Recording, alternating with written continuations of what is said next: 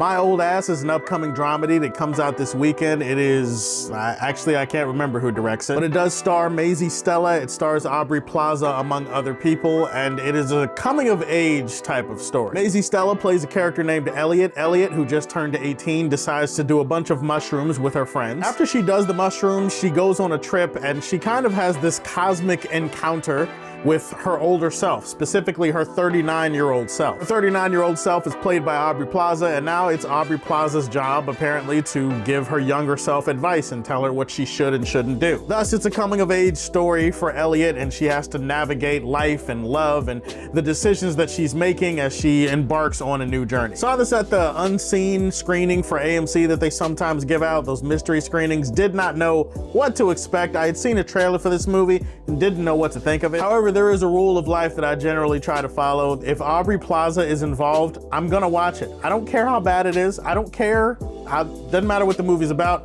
If Aubrey Plaza is there, so am I. This movie kind of surprised me. This movie has an underlying charm and a likability to it that I think is gonna prove itself pretty wholesome to most of the people that watch it. I don't know if I'm the only one that's gonna make this type of comparison, but this movie definitely has heavy Edge of 17 vibes. You guys don't remember Edge of 17? I think it came out in like 2016 or something. It stars Haley Steinfeld. It's actually really funny, really heartfelt, really well done. I think it was one of my favorite movies of that year. This movie is not nearly as good as that movie, but the vibes are still there.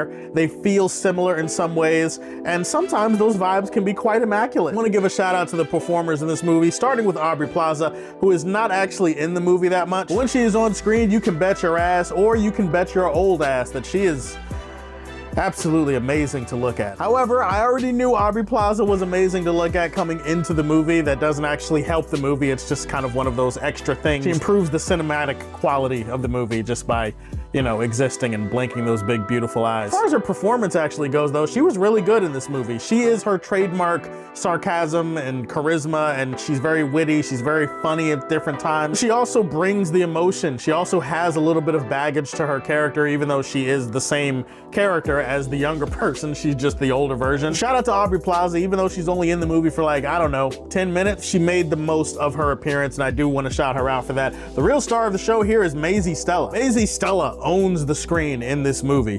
I don't know if I've seen her in a lot of other stuff prior to this movie. She could be one of those actresses that in a few years you look at and you're like, holy shit, she's a rising star. And this is kind of where her star started to really heat up. Her character is kind of a mess, like all young people are, and that's kind of the beauty of the movie. That's the beauty of her character, and it's the beauty of the message. This movie has some good things to say about being young and being dumb and the ability to live your life and to make mistakes, but also to not take life for granted. You gotta appreciate what you have, because you never know how long you're gonna have it. You never know what you have until it's gone. This movie definitely hammers you over the head with that point, and I thought it was pretty effective. Everybody's doing solid work. Nobody's really blowing your socks off other than Aubrey and Maisie, but I guess that's kind of the point of the movie. I also appreciate the camera work in this movie. It's competently shot. I always have a soft spot for movies that are shot in or around bodies of water. I can't remember exactly where this movie is. I think it's in Michigan or something, but either way, there's just a lot of lakes and creeks, overhead shots, like sweeping landscape type of shots, and I really appreciated that they added something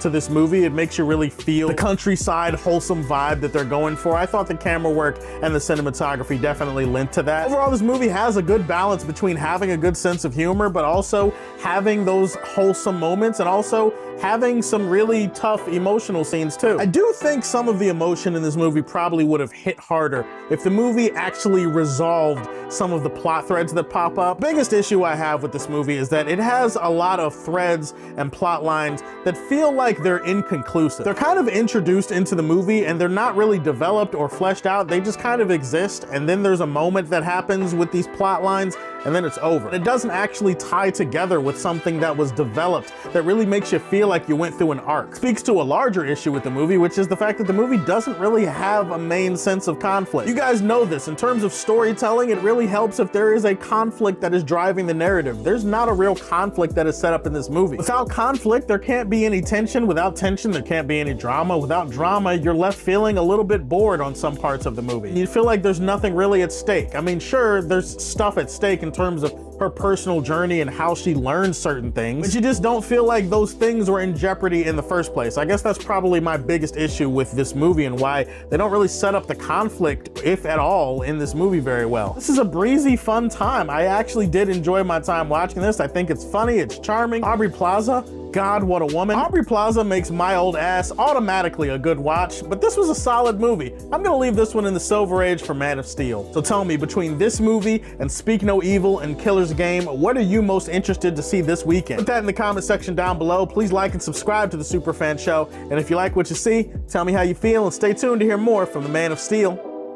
Peace.